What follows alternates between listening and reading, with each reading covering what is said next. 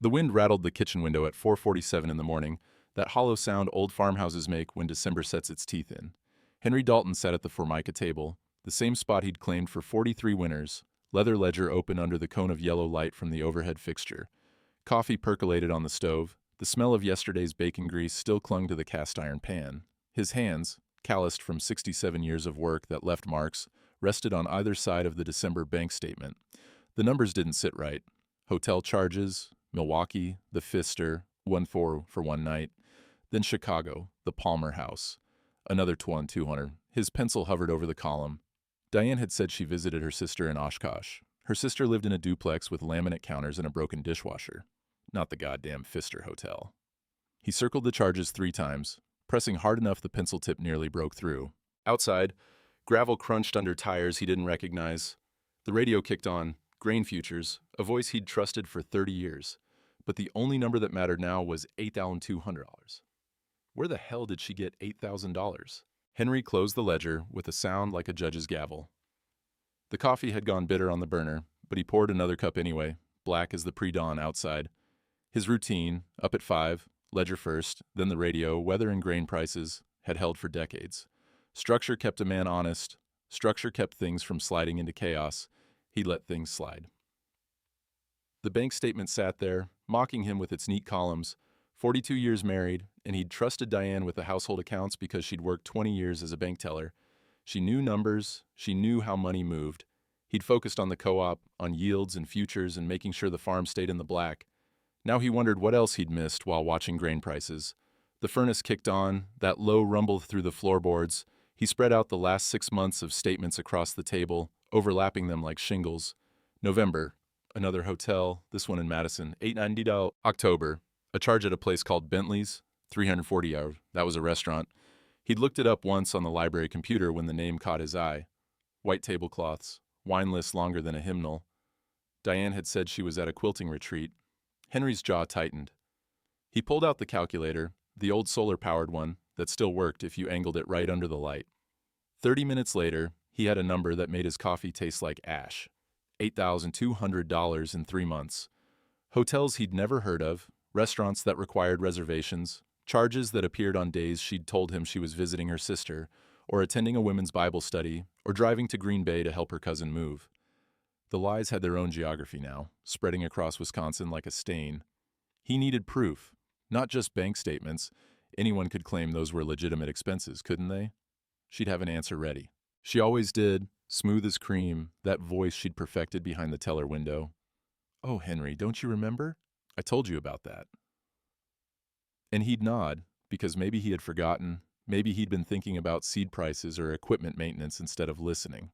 Not this time.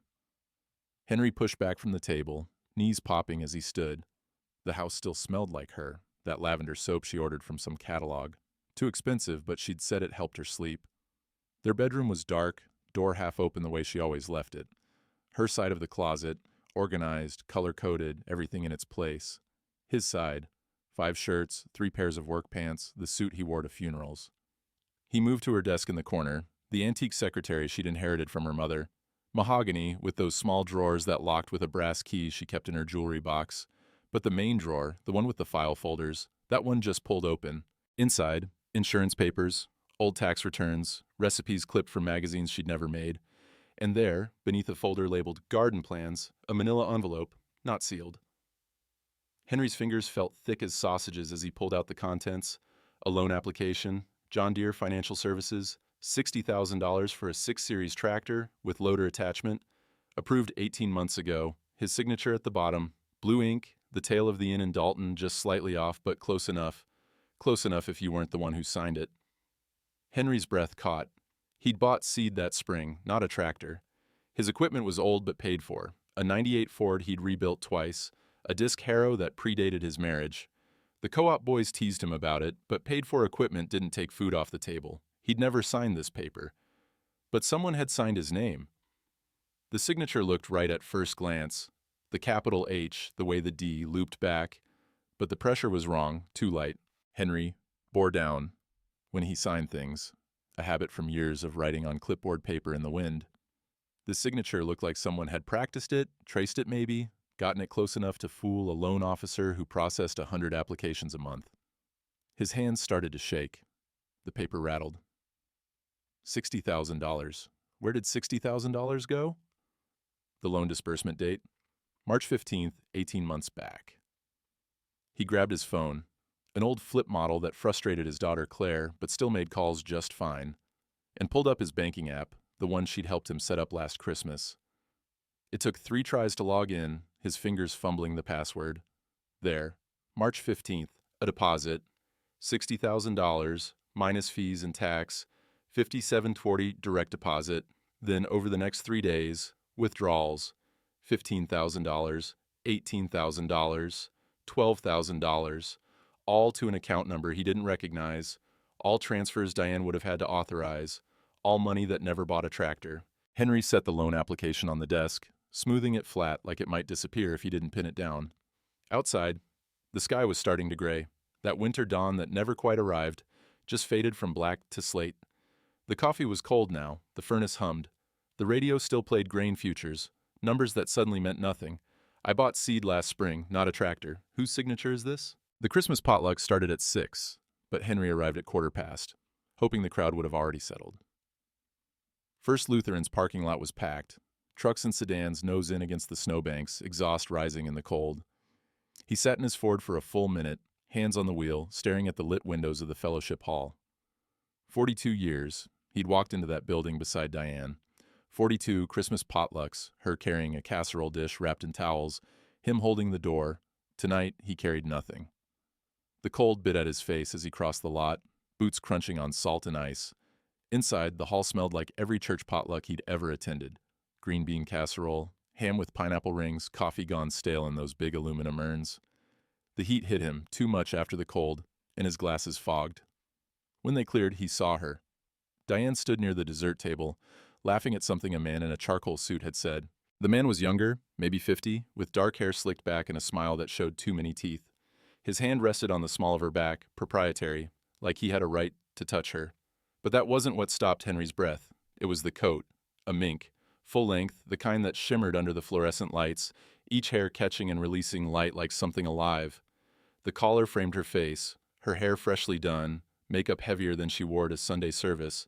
She looked like someone Henry didn't know, someone who belonged in those hotels with the white tablecloths and wine lists. Betty Schultz stood 3 feet away, whispering to Carol Finster and Linda Hayes. All 3 turned to look at Henry. Betty's mouth curved in what wasn't quite a smile. Henry made himself walk forward, past the kids' table, past the line forming for ham. His paper plate trembled in his hand, just slightly, enough that he had to set it down on the table beside the rolls. Diane saw him then, her laugh cut off mid-note. Henry. Her voice had that brightness she used when she wanted to smooth things over, make them smaller than they were. You remember Marcus Vega from the investment seminar I attended in September? The man extended his hand. His grip was firm, practiced, a salesman's handshake. Mr. Dalton, Diane speaks highly of you. Henry didn't take the hand. He looked at Diane instead, at the coat that probably cost more than his truck. Where'd you get that? The coat? She touched the collar, fingers stroking the fur. Marcus helped me make some smart investments. Better returns than letting everything sit in savings, earning nothing. What investments? Marcus stepped in, still smiling. Your wife has excellent instincts for opportunity. I simply provided the framework: diversification, strategic asset allocation, standard portfolio management. With what money? Henry's voice came out flat. Around them, conversations dimmed. People were listening now, pretending not to, but turning their bodies slightly, angling their ears. Our money, Henry. Diane's brightness cracked, just at the edges. Money I earned too, remember?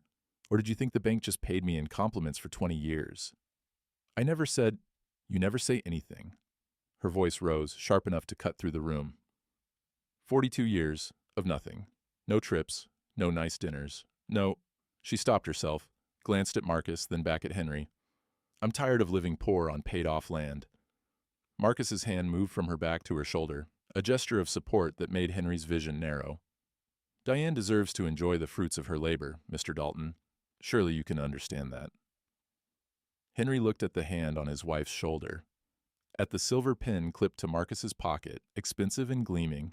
At Betty Schultz, now whispering urgently to Pastor Jim. At the couples ranged around the fellowship hall, people he'd known for decades, who were now watching him like he was the problem. "You forged my signature." He said it quietly, to Diane, ignoring Marcus entirely. Her face went white. "I don't know what you're—" "On a loan application, $60,000, John Deere Financial. I never signed it, but somebody did." The room had gone completely silent now. Even the kids' table had stopped their noise. Marcus's smile finally slipped. "I think there's been a misunderstanding." "No misunderstanding." Henry pulled the folded loan application from his coat pocket, held it up. His hand wasn't shaking anymore. "This is fraud." Diane's brother Tom pushed through the crowd, face red. "Jesus Christ, Henry, you can't just accuse—" "I'm not accusing. I'm stating fact." Diane grabbed her purse, a designer thing that matched the coat. "We're leaving." "You do that." Henry's voice stayed level, though his heart hammered against his ribs. "But I'll be filing for divorce. And I'll be pressing charges for fraud. That farm's been in my family 4 generations. You're not taking it because you wanted to play rich with a con man." She slapped him. The crack echoed in the fellowship hall, sharp as a gunshot. Then she walked out, Marcus following, his hand guiding her by the elbow. The door slammed behind them, letting in a gust of December wind that made the fluorescent lights flicker. Henry stood there, his cheek burning, the loan application still in his hand. Betty Schultz moved closer to Carol Finster. He heard the whisper, barely audible but meant to be heard. Poor Diane, married to a miser for 40 years. Tom wouldn't meet his eyes. Pastor Jim looked at his shoes. Henry set the loan application on the potluck table, next to the green bean casserole, and walked out into the cold. The divorce papers arrived 3 days later. Diane wanted $450,000, half the farm's appraised value. Russ Koenig's office smelled like cigarette smoke and old coffee, the kind of smell that soaked into the walls and wouldn't leave no matter how many air fresheners his secretary bought. Henry climbed the stairs to the second floor, above the hardware store, carrying a shoebox full of bank statements. His breath came harder these days, something he blamed on the cold, but knew was probably age catching up. Russ looked up when Henry knocked. 70 years old, thin as a fence post, reading glasses perched on his nose. They'd played poker together every Thursday for 30 years, penny-ante games that were more about the company than the cards. "Figured you'd show up eventually." Russ pulled out a chair, gestured at it. "Heard about the potluck." "Whole county heard about the potluck." Henry set the shoebox on the desk, between stacks of tax returns and a coffee mug that said, "World's Okayest PEPA." "Betty Schultz has a mouth on her." Whew. Russ opened a desk drawer, pulled out a pack of Pall Malls. He'd been trying to quit for 15 years. "Mind if I smoke?" "Your lungs." The lighter flicked, sulfur smell mixing with tobacco. Russ took a drag, exhaled slowly. "So, you want me to look at your numbers?" "I want you to find out how deep this goes." Henry opened the shoebox, spread the statements across Russ's desk. 6 months of transactions, some circled in pencil where he'd found charges that didn't make sense. Hotels, restaurants, cash withdrawals that appeared with no explanation. Russ picked up the November statement, squinted at it through his glasses. Pfister Hotel. Christ, Henry. That's $200 a night minimum. She said she was visiting her sister. Her sister lives in a duplex in Oshkosh. Russ ashed into an old Folgers can. "This is Milwaukee. Different city, different lie." He pulled out a red pen, the kind teachers used, the kind that made mistakes permanent, and started circling. The October statement. September, August. Each time his pen found another hotel, another restaurant, another cash withdrawal that Henry couldn't explain. The circles multiplied like something spreading. "You found the forged loan." Not a question. Russ had known Henry too long to think he'd come here without more than hurt feelings. Henry slid the John Deere application across the desk. Russ studied it, holding it up to the light from the window. Winter sun, weak and gray, turned the paper translucent. "That's not your signature." "Close, though. Close only counts in horseshoes." Russ set it down, tapped ash. "Someone practiced this, traced it maybe, or just wrote it over and over until they got the hang of it. The pressure's all wrong. You bear down when you sign. This looks like someone drawing your name, not writing it." Henry felt something loosen in his chest. Validation, maybe. Or just relief that he wasn't crazy. "If she forged one loan," Russ said slowly, staring at the application, "there's probably more." "How do you know?" Because loans come in patterns. Russ pulled his keyboard closer, logged into something on his computer. Fraudsters don't stop at one. They test it first, see if anyone notices. When nobody does, they get bolder. It's like mice. You see one, there's a dozen you don't. He typed for a minute, squinting at the screen. You still bank at Clarksville First? Since 1982. Give me 3 days. I'll pull your transaction history, cross-reference against loan databases. Russ circled another hotel charge, this one in Madison. I'll find the rest. Henry watched him work, the red pen moving with the precision of someone who'd spent 50 years finding other people's mistakes. Outside, a truck rumbled past, chains clanking against icy pavement. The radiator hissed and clanked in the corner. She's asking for half the farm. Henry's voice came out rough. Russ looked up. In the divorce? $450,000. Says she's entitled to half of everything, since Wisconsin's a community property state. Farm's been in your family 4 generations. Doesn't matter to the court. Only matters how long we've been married. Russ stubbed out his cigarette, immediately reached for another. Here's what you need to understand, Henry. Divorce is one thing, fraud is another. If we can prove she forged those loans, took that money, spent it on an affair, that changes the math.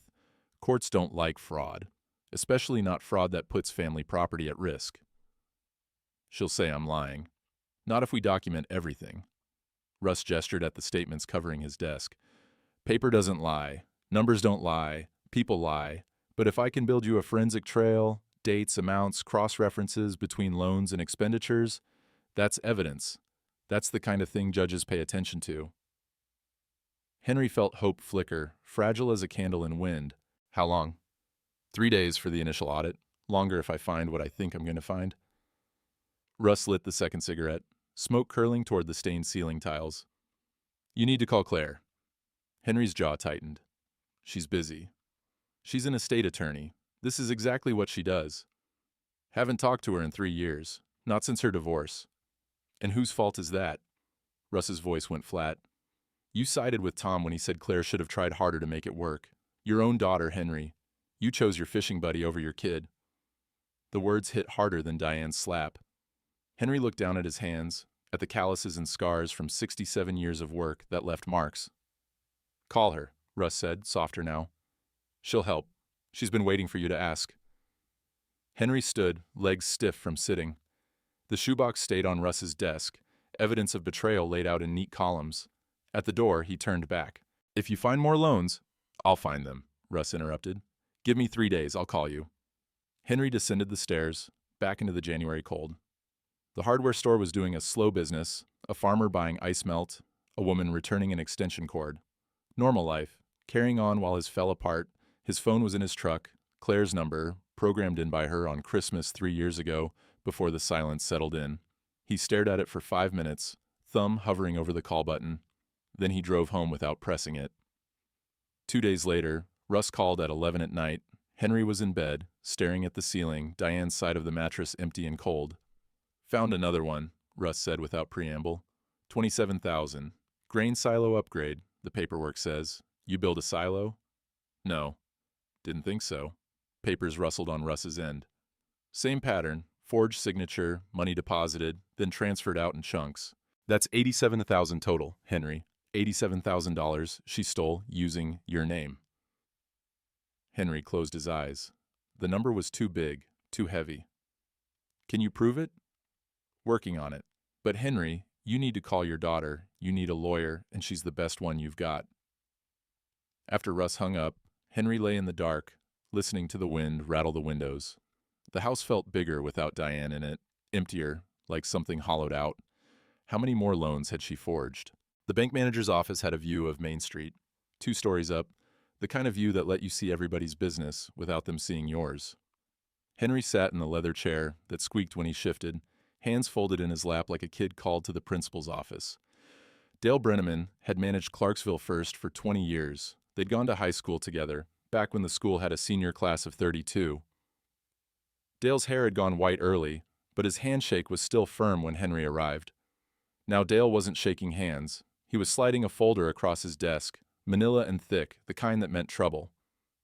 I wish you'd come to me sooner, Dale said. Didn't know there was a problem until December? There's a problem. Dale opened the folder. Inside, 3 loan applications, each one bearing Henry's signature. Except Henry had only signed one of them, years ago, for a grain dryer that still worked.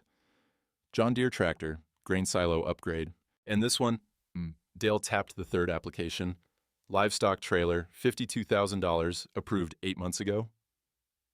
Henry's chest tightened. I don't raise livestock. I know. Dale pulled off his reading glasses, rubbed the bridge of his nose. Our loan officer, Jenny Krause, you know her, she flagged it last week when your name came up in our fraud prevention system. 3 agricultural loans in 18 months, all approved remotely through our online portal, all funded, all paid on time. Paid on time? Minimum payments, yes. Coming out of your joint checking account. Dale turned his computer monitor so Henry could see. A spreadsheet, color-coded, showing monthly withdrawals, $218, $341, $192. You never noticed? Henry thought about all the times Diane had said she'd handle the bills, the checkbook, the monthly reconciliation. Thought about how he'd trusted her because she'd worked in a bank, because she knew numbers better than he did, because in 42 years she'd never given him reason to doubt. I noticed in December. His voice sounded hollow even to himself. Dale slid another paper across the desk. Bank letterhead, official seal. Henry, I'm required by federal law to report suspected fraud to the authorities.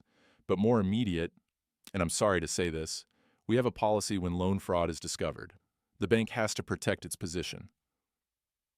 What does that mean? It means we're calling the loans. All 3. Total balance owed is $87,412.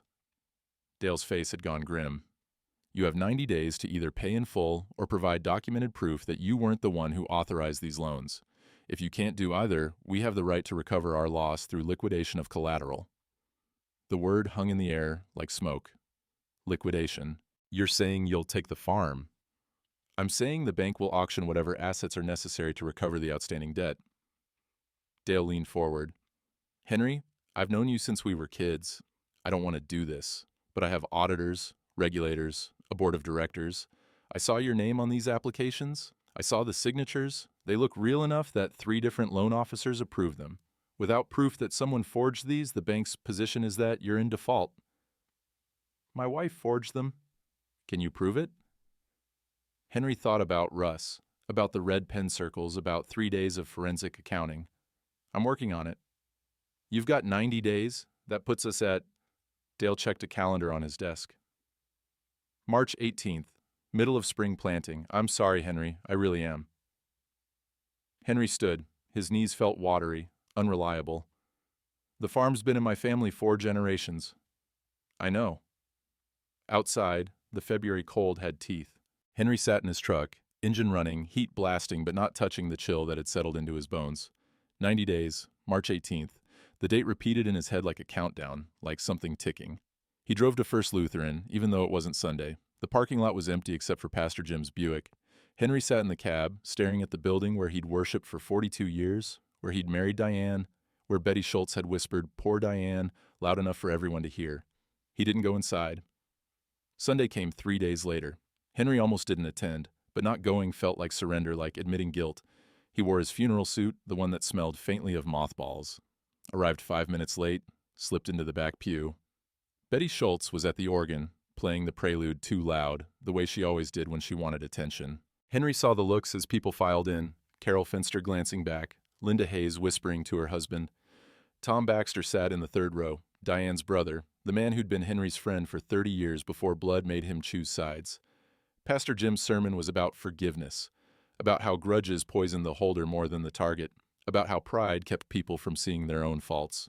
He didn't look at Henry, but Henry felt every word aimed his direction. After the service, Betty cornered him by the coffee urn. She wore too much perfume, the same floral scent that had announced her presence for 20 years. Henry. She touched his arm, a gesture that looked like concern, but felt like performance. How are you holding up? Fine. It must be so hard. She lowered her voice, but not enough. Diane told me everything. How you controlled all the money, never let her spend anything on herself. 40 years of penny pinching, never a nice dinner or a weekend away. A woman can only take so much neglect, you know. Henry looked at her, at the sympathy that didn't reach her eyes. She forged $87,000 in loans using my name. Oh, Henry. Betty's smile was sad, pitying. Is that what you're telling people? That's not going to help your case, making wild accusations. Diane worked in banking. She knows what she's doing. Tom appeared beside them, face red. You need to stop, Henry. Stop what? Stop dragging my sister's name through the mud. Stop telling people she's a criminal. Stop acting like you're some kind of victim here. Tom's voice rose, loud enough that conversations around them died. You were cold to her, distant. She deserved better than a man who cared more about grain futures than his own wife. Henry felt the room watching, felt the judgment settling over him like a shroud. She forged my name, he said quietly. She stole from me. Those are facts, not accusations. You pushed her to it. Tom stepped closer. You made her feel worthless, made her feel like she didn't deserve anything nice, so she found someone who treated her like she mattered. And now you want to punish her for it. The room was silent. Even Betty had stopped talking.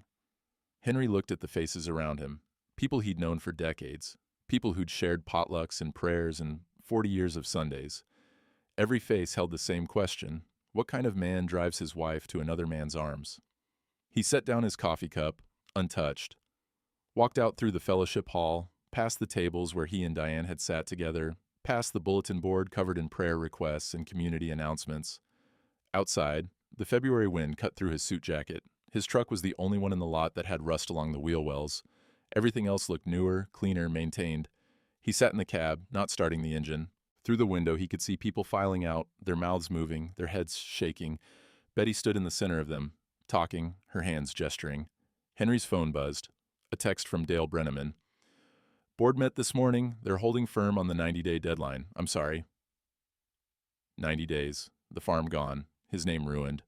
The whole county believing Diane's version, that he'd been cold, cheap, driving her away through decades of neglect. Maybe they were right. Maybe he had been too careful with money, too focused on keeping the farm in the black, too quiet when she wanted conversation. Maybe 42 years of frugality looked like cruelty from the outside. The phone buzzed again. Not a text this time, a call, Claire's name on the screen, his daughter, the one he hadn't spoken to in 3 years, the one he'd abandoned when her marriage fell apart because Tom, Diane's brother, had said she should have tried harder, and Henry had nodded along because it was easier than taking sides. His thumb hovered over the green button. If Hawkins doesn't see it, we lose the farm. Henry answered on the fourth ring, before he could talk himself out of it. Dad? Claire's voice, tentative. She sounded older than he remembered. Or maybe he'd just forgotten what she sounded like. Dad, it's me. I know. His throat felt tight. Through the windshield, more people filed out of the church. Betty's laugh carried across the parking lot. Russ called me. A pause. He told me what's happening. The loans, the divorce, all of it. Henry closed his eyes. Of course Russ had called her. The man had never learned to mind his own business, which was what made him a good accountant and a meddling friend. You didn't have to get involved, Henry said. You're my father. You're in trouble. Where else would I be? Her voice cracked slightly. I'm coming home. I'm leaving Chicago in an hour. I'll be there by dinner. Claire, don't. The word came out sharp, then softer. Don't tell me not to come. Don't tell me you can handle it. Don't do that thing where you shut people out because asking for help feels like weakness. She took a breath. I've been waiting 3 years for you to call. I'm not waiting anymore. Henry's hands gripped the steering wheel. I was wrong. About your divorce. About what I said. Silence on the other end, long enough that he thought she'd hung up. Then, I know, but we can talk about that later. Right now you need an estate attorney, and I'm the best one you've got.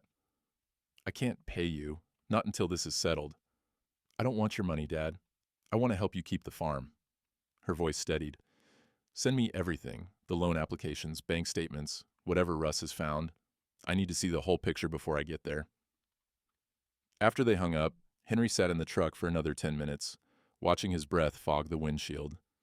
The church had emptied. Only Pastor Jim's Buick remained, and Tom's pickup. He'd probably stayed to help Betty count the offering. Henry drove home. The farmhouse felt too big, too quiet. He'd lived here his whole life, slept in the same bedroom where his father had died, where his grandfather had raised 6 children during the Depression.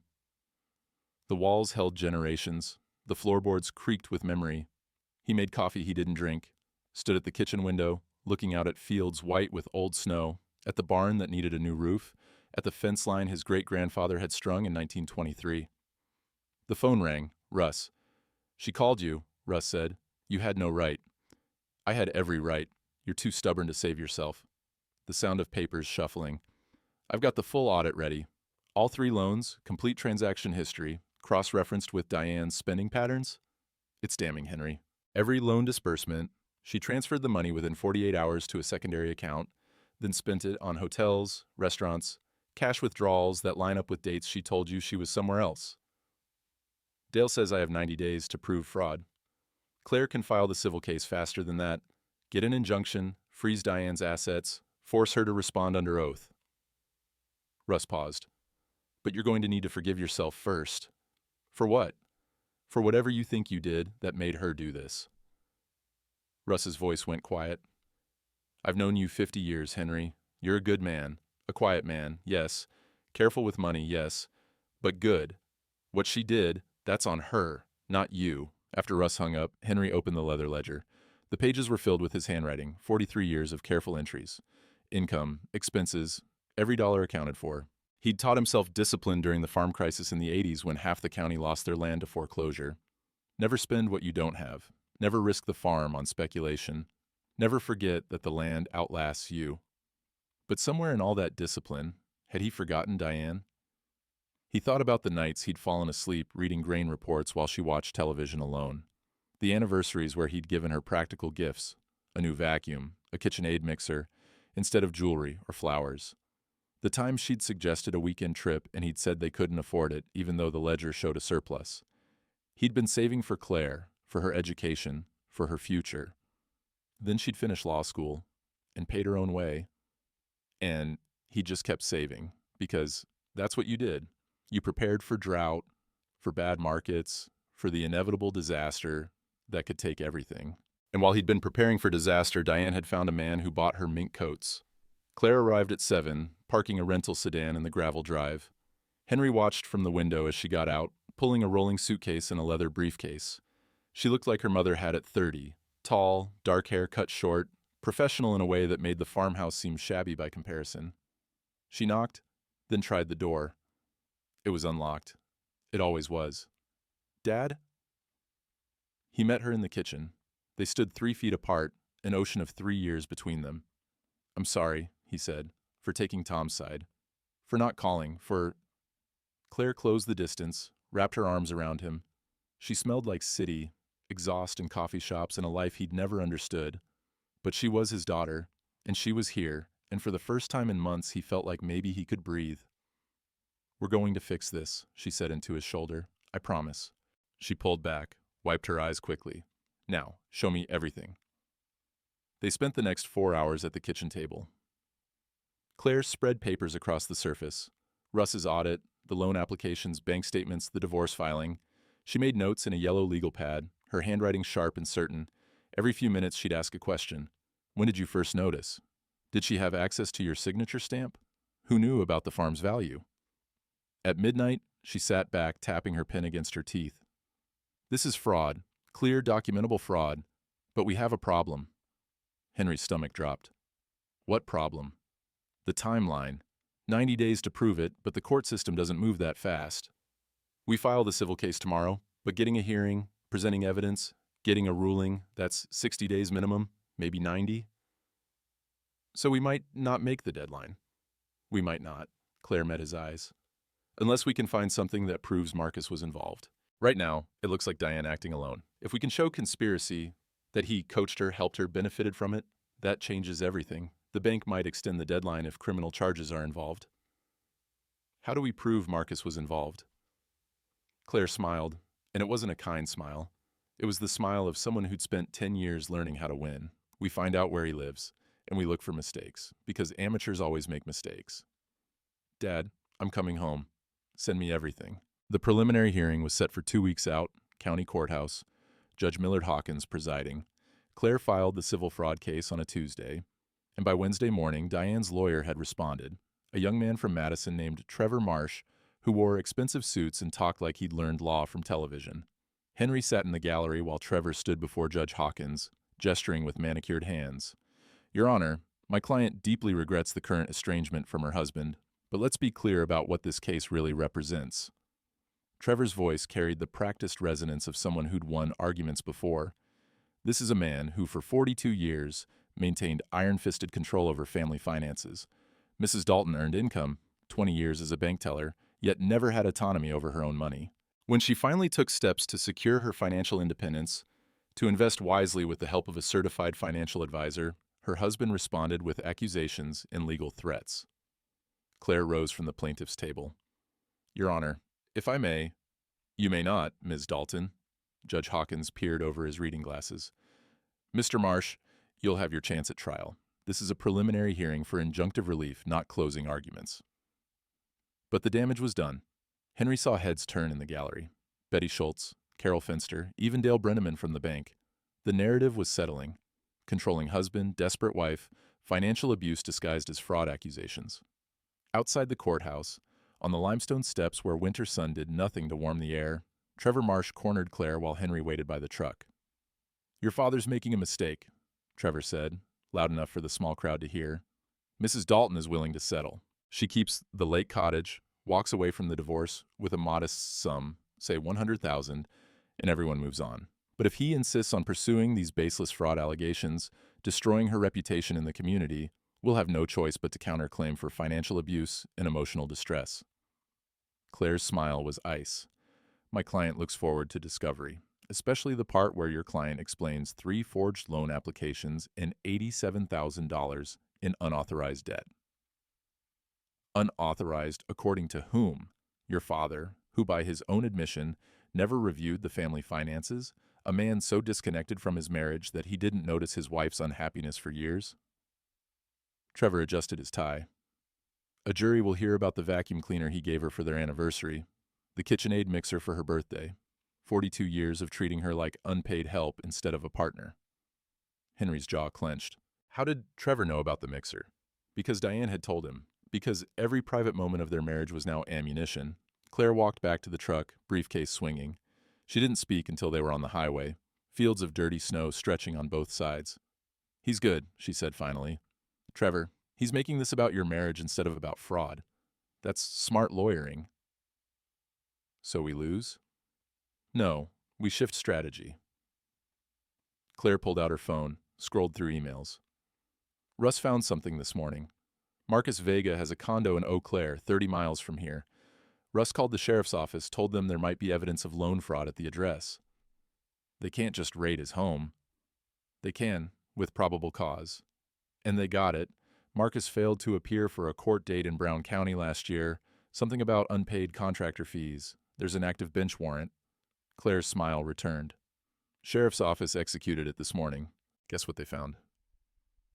Henry's hands tightened on the steering wheel. What? Copies of your forged loan applications, bank statements, and, this is the good part, handwritten notes on how to mimic your signature. Practice sheets, Dad. He coached her through the whole thing. The truck swerved slightly.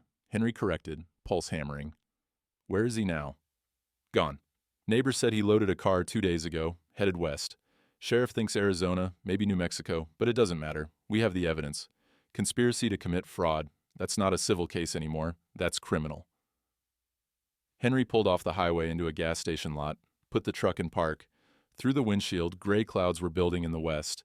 The weather report had called for rain tonight, March rain, the kind that turned snow to mud and promised spring underneath. If it's criminal, he said slowly, what happens to Diane? She could face charges, 3 to 5 years for felony fraud, maybe more if the prosecutor pushes conspiracy. Claire's voice gentled. I know she's your wife. I know this is hard, but Dad, she stole from you. She forged your name. She was going to let the bank take the farm. Henry thought about the woman he'd married 42 years ago, the one who'd laughed at his jokes and held his hand during his father's funeral. Thought about the stranger in the mink coat who'd slapped him in front of the congregation. I don't want her in prison, he said. I just want the farm safe and my name clear. Then we use the evidence as leverage, force her to repay the debt, drop the divorce claim to the farm, admit the fraud on record. Claire put her hand on his arm. But Dad, she's not going to go quietly. Not after Trevor's performance today. She's going to fight. A semi roared past on the highway, buffeting the truck. The first drops of rain hit the windshield. Let her fight, Henry said. We have the truth. Truth doesn't always win. Then we make it win. Claire nodded, opened her briefcase, pulled out the accordion folder. Every piece of evidence they'd collected, organized, cross-referenced. We have one more problem. Trevor's going to argue that Marcus acted alone, that Diane was manipulated by a con man, that she's a victim too. We need proof she knew what she was doing, that she participated willingly. How do we get that? Claire's phone buzzed. She looked at the screen, and her expression changed. We might not have to. Russ just sent me something. She turned the phone so Henry could see. An email forwarded from the sheriff's office. In Marcus's condo, they'd found text messages, printed out, highlighted, saved in a folder labeled D, messages from Diane. Practice the signature again, it's still too shaky. The bank approved the third loan, $52K, we did it. Henry will never notice. He hasn't balanced the checkbook in years. Henry read them twice. His vision blurred at the edges. That's not manipulation, Claire said quietly. That's collaboration. Through the rain-streaked windshield, the gas station's fluorescent lights looked like ghosts. Inside, people bought coffee and lottery tickets and went about their lives while his disintegrated. Send it to Trevor, Henry said. Let him know what we have. Dad? Send it. She typed quickly, attached the messages, hit send. They sat in silence, rain drumming on the truck's roof until Claire's phone rang. Trevor Marsh. Claire answered on speaker. Ms. Dalton. His courtroom confidence had evaporated. I'd like to discuss settlement terms. We don't just have fraud. We have conspiracy. Tom showed up 3 days later, unannounced. Henry was at the kitchen table, going over spring planning schedules with Claire, when he heard the truck in the drive. Through the window, Tom's Ford, rusted worse than Henry's, exhaust pipe held on with baling wire. Claire looked up from her legal pad. You want me to stay? No. This is between him and me. She gathered her papers, touched his shoulder as she passed. I'll be upstairs if you need me. Tom knocked twice, then let himself in. He'd aged in the 3 weeks since the potluck. New lines around his eyes, gray stubble he hadn't bothered to shave. He stood in the doorway, not quite entering, not quite leaving. Coffee's on, Henry said. Tom came in, poured himself a cup. They'd shared coffee at this table 1,000 times, after fishing trips, during harvest, on the mornings after funerals. He sat across from Henry, in the chair Diane used to occupy. Sheriff came by yesterday, Tom said, showed me the text messages, asked if I knew Marcus was coaching Diane on the forgeries. Did you? No. Tom stared into his cup. I knew she was seeing him, knew she was unhappy, but I thought... He stopped, started again. I thought it was just an affair. I thought you'd driven her to it by being cold, by never taking her anywhere, by treating money like it was more important than her happiness. Maybe I did. Tom looked up, surprised. Henry wrapped his hands around his own cup, feeling the heat seep into his palms. I've been thinking about it. All of it. The vacuum cleaner anniversary, the $30 limit on Christmas gifts, the time she wanted to go to Milwaukee for a weekend, and I said we couldn't afford it. He paused. I was saving for Claire's education. Then I was saving for retirement. Then I was just saving because that's what you do when you grow up watching neighbors lose their farms. That's not an excuse for fraud. No, but it's maybe an explanation for why she felt invisible. The radiator clanked. Outside, the rain had turned to drizzle, that March halfway point between winter ice and spring warmth. The fields would be mud soon, then green. Tom drank his coffee, set the cup down carefully. I testified for her at the preliminary hearing. Told the judge you were controlling, that you kept her on a tight leash financially. I believed it. I know. I was wrong. The words came out rough. Diane called me last night, crying, begging me to lie for her when this goes to trial. She wanted me to say I'd seen you hit her, that you'd threatened her, that she was afraid of you. Tom's jaw worked. My own sister, and she wanted me to perjure myself to save her from consequences she earned. Henry felt something shift in his chest. Not vindication exactly, just a settling of things into their proper places. What did you say? I said no. I said I wouldn't lie for her, not even to a jury. Tom's voice cracked. She called me a traitor, said I was choosing you over blood, then she hung up. They sat in silence. The kitchen clock ticked, the same clock Henry's mother had wound every Sunday after church. time passing, indifferent to human drama. The prosecutor wants to file criminal charges, Henry said. Claire's trying to work out a deal. Diane repays the $87,000, signs away any claim to the farm, admits fraud on the record. In exchange, no jail time. Will she take it? Don't know yet. Trevor's pushing her to fight, but those text messages... Henry shook his head. Hard to claim you're a victim when you're texting instructions on how to forge signatures. Tom stood, walked to the window. The barn was visible from here, and the fence line, and the 200 acres that 4 generations of Daltons had worked. You know what the worst part is? I believed her. When she said you were cold, when she said you neglected her, I believed it because it fit. You're quiet. You don't show affection easy. You keep things inside. He turned back. But believing your sister is one thing. Watching her try to destroy you is another. I don't want to destroy her. I just want my name clear. And the farm safe. Your name's already clear, to anyone paying attention. Tom picked up his cup, rinsed it in the sink, a gesture so familiar it hurt. I'm testifying for you at trial. Whatever you need me to say, I'll say it. The truth this time. She's your sister. And you're... Tom stopped, corrected himself. You were my friend. For 30 years, that should have counted for something. After Tom left, Henry sat at the table as the light faded. Claire came downstairs holding the accordion folder, her expression careful. The settlement offer came back, she said. Diane rejected it. She wants to go to trial. She wants to fight. Trevor thinks he can convince a jury that Marcus manipulated her, that she's a victim of a con man who preyed on an unhappy marriage. Claire set the folder on the table. We go to court in 3 weeks, April 15th. Henry thought about juries, about 12 strangers deciding whether his marriage's failures excused $87,000 in fraud. Thought about standing in a courtroom while Trevor painted him as a cold, controlling husband who'd driven his wife to desperation.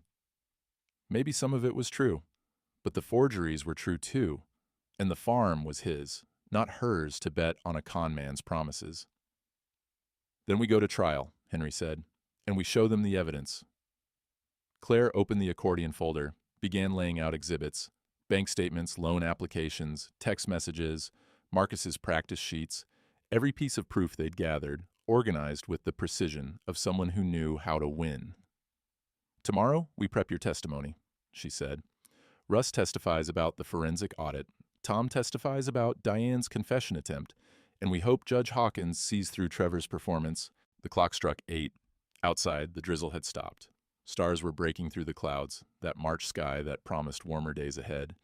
If Hawkins doesn't see it, we lose the farm. The courthouse smelled like old wood and floor polish, the kind of building that had watched 100 years of human mistakes parade through its doors.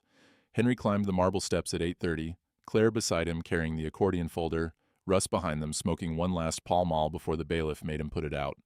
April 15th. The cherry trees along Main Street had started to bloom. Inside, the courtroom was half full. Betty Schultz in the third row, notebook open like she was covering a trial for the county paper. Dale Brenneman from the bank, present because the outcome would determine whether he'd have to foreclose.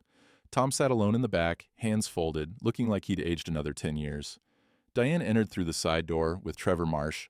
She wore a navy suit, modest jewelry, her hair pulled back in a way that made her look vulnerable. Nothing like the woman in the mink coat. Trevor had coached her well. Judge Millard Hawkins took the bench at 9 sharp. 72 years old, white hair, a face carved from granite by 7 decades of Wisconsin winters. He'd known Henry's father, had bought seed from the co-op for 40 years. That could help or hurt. Judges prided themselves on impartiality, sometimes overcompensated.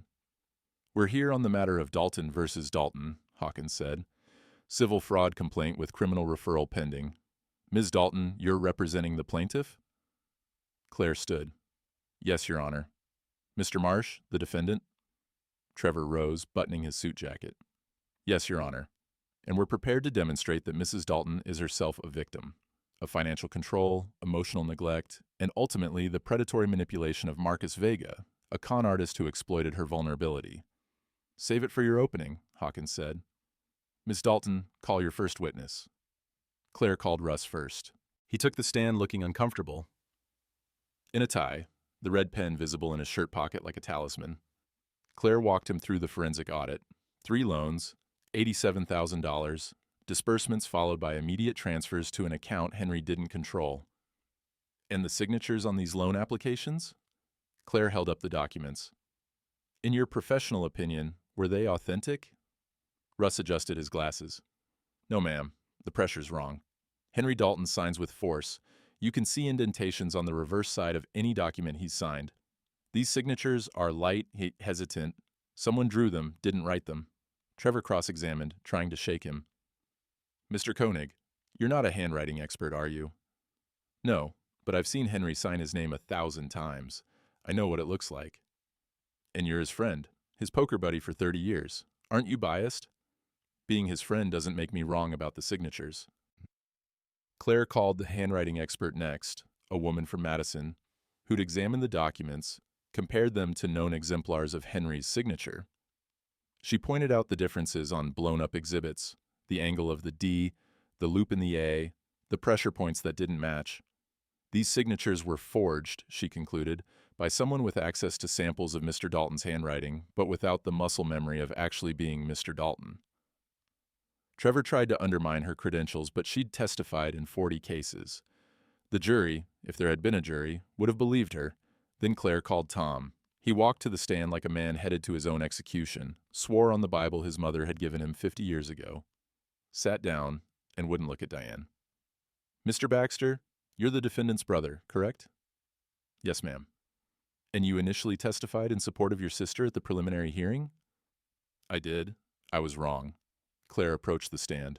Can you tell the court what changed your mind? Tom's hands gripped the armrests. My sister called me 2 weeks ago. She asked me to lie, to testify that Henry had hit her, threatened her, made her afraid. She wanted me to commit perjury to help her case. A murmur rippled through the gallery. Diane's face went white. Trevor half rose from his chair, then sat back down. And what did you tell her? I told her no. I told her I wouldn't lie. Not even for blood. Tom's voice steadied. Then the sheriff showed me text messages they found in Marcus Vega's condo. Messages from Diane, instructions on how to forge Henry's signature, celebrations when loans got approved. My sister wasn't manipulated. She was a willing participant. Trevor's cross-examination was brief, desperate. You're choosing your friend over your sister? I'm choosing the truth over a lie. Claire presented the text messages next. Blown up on poster board, Diane's words in black and white for the courtroom to see. Practice the signature again. It's still too shaky. Trevor objected to their admission, arguing chain of custody, but the sheriff's deputy testified about finding them in Marcus's condo, about the folder labeled D, about the careful way Marcus had saved evidence of their conspiracy. Why would Mr. Vega save these messages? Claire asked the deputy. In my experience, ma'am, fraudsters keep insurance. If things went bad, he could flip on her. Use these to negotiate his own deal. At 11:30, Claire rested. Trevor called Diane to the stand. She took the oath, settled into the witness chair, dabbed at her eyes with a tissue.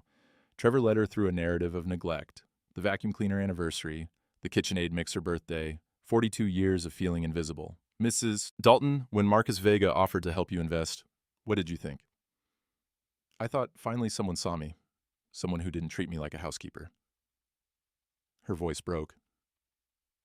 I was lonely. I made mistakes, but Henry, he pushed me to it. Claire's cross-examination was surgical. Mrs. Dalton, when you texted Marcus, practice the signature again, it's still too shaky. Were you feeling neglected, or were you coaching fraud? I didn't know. You didn't know that forging your husband's signature was illegal? You worked in a bank for 20 years. Diane's composure cracked. Marcus said it wasn't really fraud. He said Henry owed me that money, that I'd earned it. And when the third loan was approved, $52,000, you texted, we did it. That's celebration, not coercion. I was confused. You were celebrating. Claire held up the poster board. You knew exactly what you were doing, and when you got caught, you tried to make your brother lie for you. That's not confusion, Mrs. Dalton. That's consciousness of guilt. Judge Hawkins called a recess. Henry stood in the hallway, looking out the tall windows at Main Street. Spring had arrived while they'd been inside. The cherry blossoms were in full bloom, petals drifting on the breeze like snow. At 2 o'clock, Hawkins returned to the bench. He didn't sit. He stood there, reading glasses in hand, looking down at Diane. I've reviewed the evidence. The forged documents, the text messages, Mr. Baxter's testimony regarding your attempt to suborn perjury. He paused, and the silence in the courtroom was absolute. This court finds clear and convincing evidence of fraud, 3 counts of forgery, 1 count of conspiracy to commit fraud, total damages, $87,412. Diane made a sound, small and broken. Mrs. Dalton, you will liquidate sufficient assets to repay this debt in full within 90 days. The court will retain jurisdiction to ensure compliance.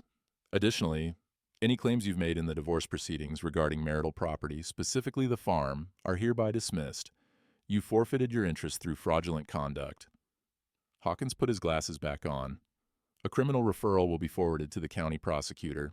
Whether charges are filed is up to their discretion. Trevor stood. Your Honor, my client. Your client committed fraud, Mr. Marsh. She forged documents, stole money, and attempted to cover it up with false allegations of abuse. I've known the Dalton family for 50 years. Henry Dalton is a lot of things. Quiet, frugal, maybe not the most demonstrative husband, but he's not a thief. Your client is. Hawkins's gavel came down. We're adjourned. The courtroom erupted in whispers. Diane collapsed into Trevor's shoulder. Betty Schultz was writing furiously in her notebook. Tom slipped out the back door without looking at anyone. Henry sat very still, Claire's hand on his arm. Through the tall windows, he could see the cherry blossoms drifting down. Guess who just got his farm back? The check arrived 43 days later, delivered by registered mail. Diane had sold the lake cottage, her grandmother's place, the one she'd inherited 15 years ago, and always said she'd never part with. The appraised value was $112,000. After paying the $87,000 in fraud restitution and covering Trevor's legal fees, she had maybe $15,000 left. Henry didn't open the envelope right away. He set it on the kitchen table, next to the leather ledger, and stared at it while his coffee went cold. Claire had gone back to Chicago 2 weeks after the trial. She'd hugged him in the driveway, promised to visit more, made him promise to call every Sunday. The farmhouse felt emptier with her gone, but it was a different kind of empty than when Diane left. This was the empty of a house settling, finding its natural state. Betty Schultz had shown up 3 days after the verdict carrying a pie. Apple, his favorite, though he'd never told her that. She'd set it on the porch with a note. We were wrong about you. Forgive us. He'd eaten it over 4 days standing at the counter, and it had tasted like ash, an apology in equal measure. Tom came by every Friday now. Didn't say much, just drank coffee and helped with small repairs, the leaky faucet in the bathroom, the loose board on the porch steps. They didn't talk about Diane. She'd moved to Madison, according to Tom, taken a job at a credit union processing loans. The irony wasn't lost on anyone. Henry opened the leather ledger now, to the page he'd been saving. The entries marched down in his careful handwriting, 43 years of income and expense, of discipline and restraint. At the bottom of the page, he wrote, May 28, 2025, paid in full, fraud repaid, farm clear, HD. He pressed hard with the pencil, the way he always did, leaving an indentation on the page beneath. Then he closed the ledger and set it on the shelf where it had lived since 1982. Outside, the fields were turning green. He'd planted corn 3 weeks ago, later than usual because of the trial, but the soil had been warm enough, the moisture right. The forecast called for rain tonight, the gentle kind that soaked in and didn't wash away the seed. Henry pulled on his boots, the ones with the cracked leather and mud permanently worked into the seams, walked out across the yard, past the barn that still needed a new roof, past the fence line his great-grandfather had strung. The earth smelled rich, alive, like something waking up after a long sleep. In the far field, he could see the first shoots breaking through, tiny green flags staking their claim to sunlight. They'd be knee-high by July, tasseling by August, ready for harvest in October. The cycle continued, indifferent to divorce and fraud and all the ways humans manage to complicate simple things. He stood there until the sun warmed his face, until he could hear the distant sound of a tractor on a neighbor's land, until the morning dissolved into the kind of peace that didn't ask questions or demand answers. His phone buzzed. A text from Claire. How are you doing? He typed slowly, thumbs clumsy on the small keys.